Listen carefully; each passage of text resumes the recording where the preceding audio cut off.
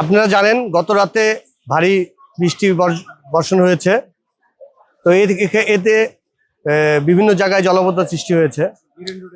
তো আমরা এই যে দেখি যে গ্রিন রোডে, ফার্মগেট গ্রিন রোডে দেখি জলাবদ্ধতা, কোমর পানি, এখানে মানুষের চলাচল দুর্ভোগ সৃষ্টি হয়েছে। তো এতে আমরা চিন্তা করলাম যে কিভাবে পানিটা দ্রুত নিরসন করা যায়। সেক্ষেত্রে আমরা স্বেচ্ছাসেবক ঢাকা মহানগর উত্তর এবং আমার সহযোগীদের নিয়ে, এবং আমি দেখলাম যে এখানে কয়েকটা ম্যানহোল আছে, ম্যানহোলের মুখে পলিথিন, বোতল এবং বস্তা, বিভিন্ন ধরনের ভারী বর্জ্যগুলান আটকা আছে, এই কারণে পানি বের হতে পারছে না।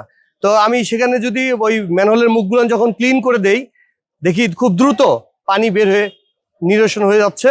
এতে হয়তোবা খুব দ্রুত সময়ের মধ্যে জনগণের দুর্ভোগ সৃষ্টি থেকে তারা বেঁচে যাবে।